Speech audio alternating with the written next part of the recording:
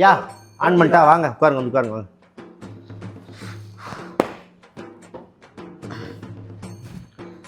போகலாமா? போகலாம் ஆரம்பிங்க. ரிலையபிள் சோர்ஸ்லேருந்து எல்லாமே எடுத்துகிட்டு வந்துட்டீங்க. எல்லாம் ரெடியாக இருக்கும். ஆமாம், அப்படி தானே வச்சிருக்கேன். இவ்வளோ பில்டப். எல்லாம் வச்சு கையில் வச்சுருக்கேன். எல்லாமே ரிலையபிள் சோர்ஸ் எல்லாமே கையில் வச்சுருக்கேன். Okay okay. வணக்கம். இன்றைய லுங்கி பாய்ஸ் ராஜ்பிரன் யூடியூப் சேனலோட வலைபேச்சு. இதில் வந்து உண்மை, உழைப்பு, நேர்மை, உயர்வு, உச்சகட்டம், உச்ச நீதிமன்றம். இது நீதிமன்றம்லாம் பேசாதீங்க. அப்படியா?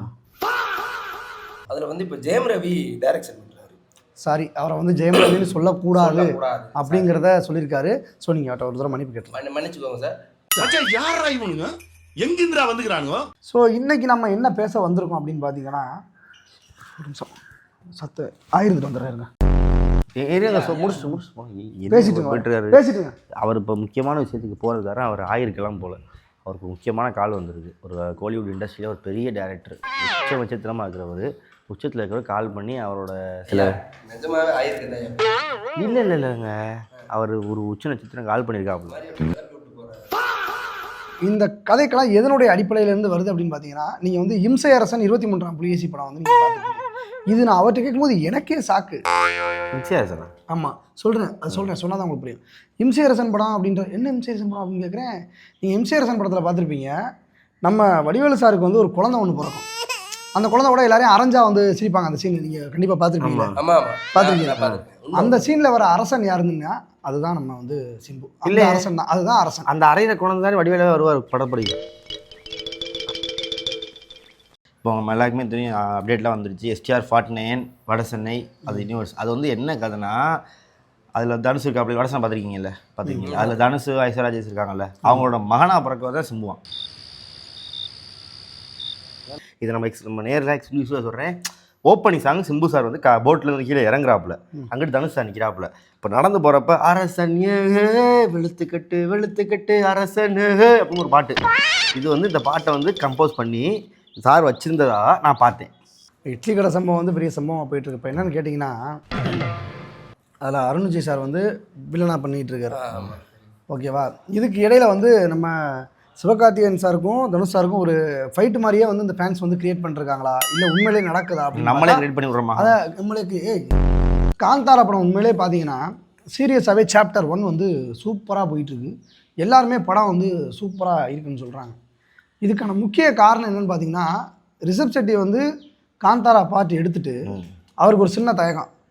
அவர் வந்து என்கிட்ட வந்து பேசுகிறாரு, இந்த மாதிரி ஃபஸ்ட் பார்ட் எடுத்துகிட்டு நல்லா ரீச் ஒரு 400 crores அடிச்சிருச்சு.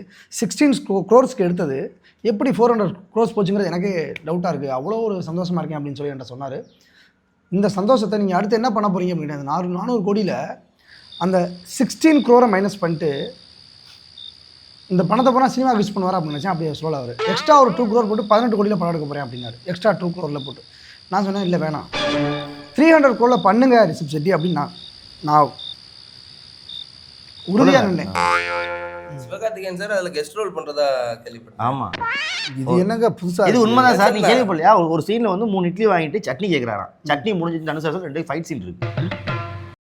பைசன் படத்தோட கதையே எனக்கு தெரியும். உண்மை பைசன் படத்தோட கதை உங்களுக்கு? ஆமாம், நான் பைசன் படத்தில் வந்து நான் கேள்விப்பட்ட வரைக்கும் ஹீரோ கொடைக்கானல் போகிறாரு, அங்கே பைசன் அவரை தாக்குது. ஸோ அதுலேருந்து எப்படி மீண்டு வர்றாரு, அதுக்கு இடையில அந்த ஹீரோயினை அந்த பைசன் குடும்பத்துக்கிட்ட இருந்து எப்படி காப்பாற்றுறாரு சார்? நீங்கள் ரொம்ப முன்னாடி போய் பைசன் 2ஓட கதை. பைசன் 1ஓட கதை வந்து ஒரு மைக் டைசனை சந்திக்க போகிறாப்புல. பைசன் மைக் டைசன் நம்ம ஹீரோ வந்து என்ன பண்ணுறாருன்னா, ஒரு விஷயமா அமெரிக்கா போகிறாப்புல, படித்து முடிச்சு ஐடி ஒர்க்கு அமெரிக்கா போகிறப்ப அங்கே ஒரு சின்ன கார் ஆக்சிடென்ட் ஏற்படுது. கார் ஆப்போசிட் வந்து பார்த்தா மைக் டைசன். அவர் ஒரு கோவத்தில் அரைஞ்சு விட்றாப்புல யாரா ஹீரோ. அவர் வந்து ரொம்ப கோவப்பட்டு அங்கேருந்து கிளம்பி நம்ம திருநெல்வேலிக்கு வந்து இங்கே தெரிஞ்சவரை வச்சு பாக்ஸிங் கற்றுக்குறாப்புல.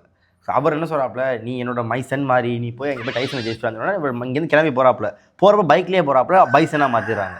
அங்கே போய் அவர் மைக் டைசன் அடிச்சு ஜெயிச்சாரா இல்லையாங்கிறத பார்த்துக்காது. அவரோட சன் பைசன் இதைத்தான் வந்து ஒரு குறியீடாக வச்சு அப்புறம் அங்கே போய் அவரோட சண்டை போட்டு ஒரு கொம்பெல்லாம் மாற்றி சண்டை போடுறாப்புல ஒரு சீன்லாம். அதனால அந்த கொம்பு அடையாளமாக வச்சு அந்த படம் ஜெயிச்சாரா இல்லையாங்கிறது தான் கிளைமேக்ஸ்.